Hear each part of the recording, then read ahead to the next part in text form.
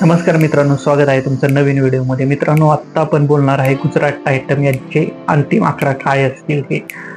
मित्रांनो, या टीममध्ये बहुतेक काही बदल होणार नाही असं माझा अंदाज आहे.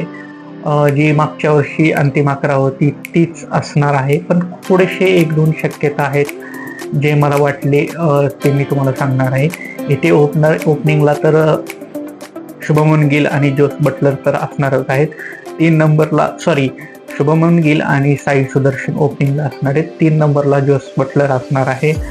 4 नंबरला तुम्हाला इथे यावर्षी ग्लेन फिलिप्स खेळताना दिसणार आहे, ज्याने मागच्या वर्षी गुजरातकडून असूनही माझ्या मते तो खेळलेला नव्हता असा माझा अंदाज आहे. इंज्युअर वगैरे होता तो.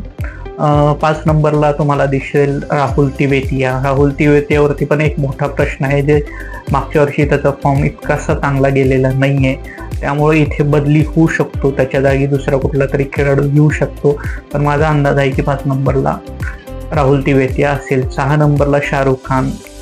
त्याच्याही बाबतीत तेच आहे की मागचं सीझन गुजरातकडून इतकं चांगलं गेलेलं नाही आहे, त्याच्या जागी तुम्हाला दुसरा प्लेअर दिसू शकतो. 7 नंबरला मी वॉशिंग्टन सुंदरला ठेवलेला आहे. 8 नंबरला राशिद खान आहे आणि 9 नंबरला कगिसो रबाडा. तर 10 नंबरला मोहम्मद सिराज आणि 11 नंबरला प्रसिद्ध कृष्णा आहे. इथे मी इम्पॅक्ट प्लेयर म्हणून साई किशोरला घेतलेला आहे, जो आपल्याला मागच्या सीझनला कळलंच आहे की तो किती चांगला स्पिनर आहे आणि गुजरातकडून त्यांनी चांगलं प्रदर्शन केलं होतं मागच्या वर्षी. तर ही होती गुजरातची प्लेइंग 11 माझ्या मते. ही टीम तुम्हाला कशी वाटली मला कमेंट करून नक्की सांगा. व्हिडिओ आवडल्यास लाईक करा, कमेंट करा, शेअर करा, सबस्क्राईब करा. भेटूया पुढच्या व्हिडिओमध्ये असंच आणखीन एका संघाची प्लेइंग 11 घेऊन. तोपर्यंत धन्यवाद.